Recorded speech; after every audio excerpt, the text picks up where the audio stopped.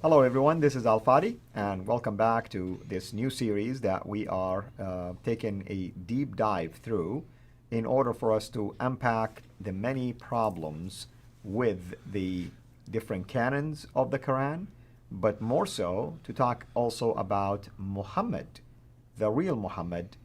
Did he exist, and where did he come from?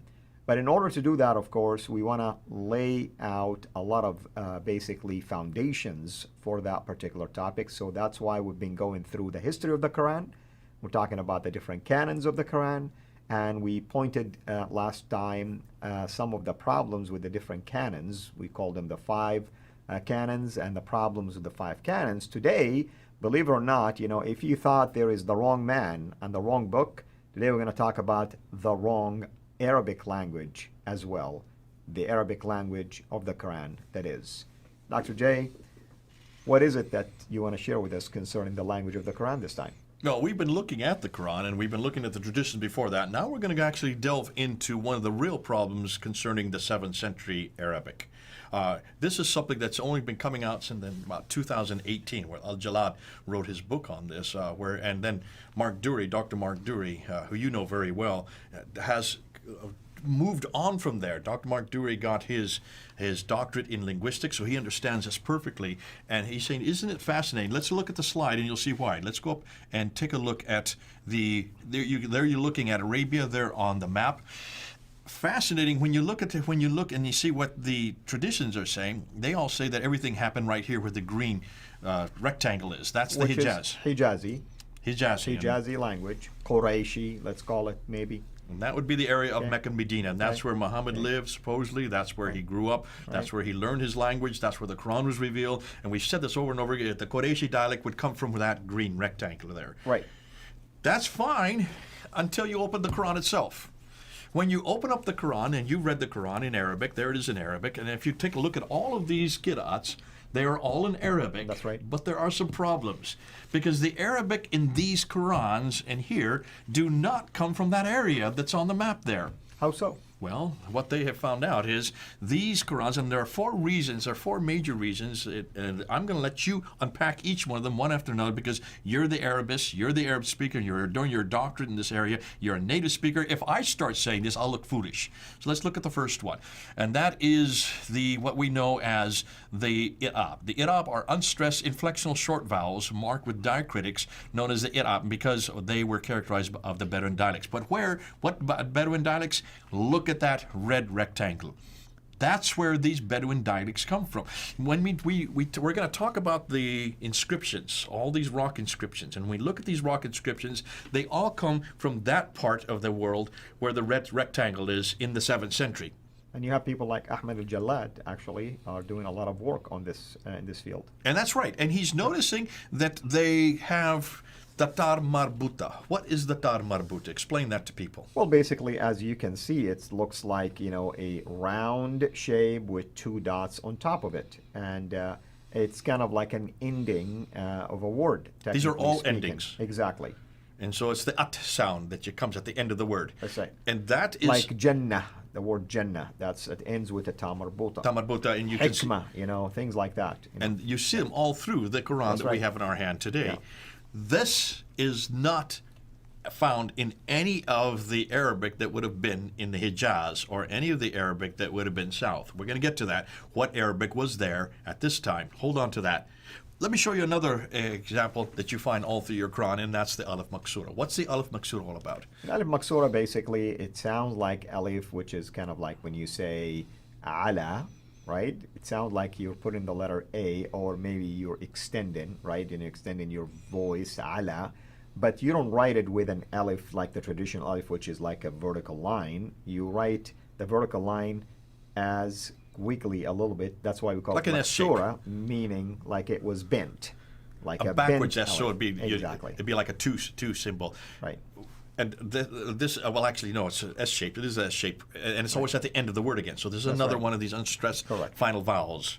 And then we have a fourth one that Jalad brings up, and that is the definite article. What's the definite article? That's a prefix, basically, at the beginning. This is like the letter, the definite article, the, or in the Hebrew, ha, H-A, we write in English. Here, when you add al to something, it becomes defined like al-Jannah, the, basically, heaven. So now you're defining it that way. In the Hebrew, ha. Right. Like ha, theos is the famous one in Exactly. John 1:1. Exactly. Now, if this is the case, these are found, and you have seen these over and over again, these are found in the Quran, these are found in the Arabic that you use, these are found in the Arabic that is well used all through the Quran, right? Yeah. So far, so good. Until you go back and see what was existing in the 7th century at that time. Because according to everything we have seen, and this Jalad is bringing this up, the Arabic that existed in the 7th century is not that Arabic. The Arabic that exists in the 7th century is Sabaic Arabic. Which is Saba'ian, from the kingdom of Saba down south, which is modern-day Yemen. Yemen and Oman, that area, and what known as the Hadramat area in the southern part of the peninsula. Basically where you see that big red square is there on the map. That's the Sabaic Arabic. If the Quran had been written in that Arabic, it would not have had the Tad Marbuta or the Alif Maksura or the definite article, because those don't exist in the Sabaic Arabic. Okay, so let's unpack it for people. Linguistically speaking, the presence of these features, linguistic features, indicate yet again a northern origin, not a southern or at least Hijazi origin. And that's why the conclusion is the Quranic Arabic, the Nabatean Aramaic, existed 600 miles further north, while the 7th century Arabic of the Hijaz, Sabaic, from the Sabaeans, coming from the Yemen area, would have accommodated the text of the Quran had it been used, eradicating the Qira'at problems later on. What are we talking about there? We mentioned this in the last episode. The Sabaic Arabic actually does accommodate, has always accommodated the 5 dots and the 3 vowels. They already accommodated the diacritical marks.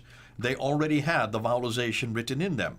But when this book was written, we do know the earliest manuscripts, we have them, they're on file. You can go to the Topkapi Museum and see the Topkapi. You can go to to Paris and see the Petropolitanus. You can come to London and see the Ma'il. You can go down to Cairo and see the Husseini. You can get out to Sana'a and see the Sana'a. You can go to Uzbekistan and see the Tashkent, the Samarkand. These are the 6 major manuscripts. They do not have dots.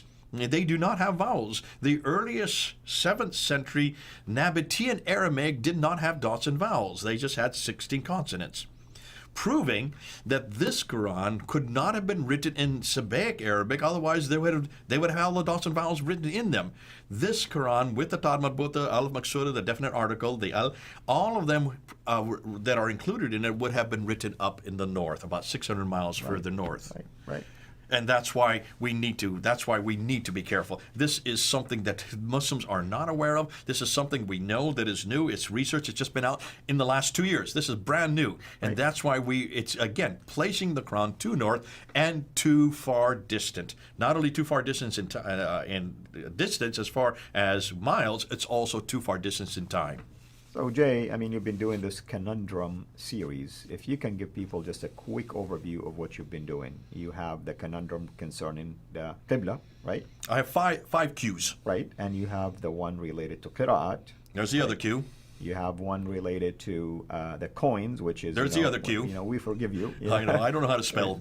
But then what are the other 2? And then the Quran itself, the Quran manuscripts. Right. And then the quest. And the quest is what we have been going, and this whole series is that last one. This whole series is the quest for Muhammad. We're trying to find him. And you have that character, what is his name? Where is Wali?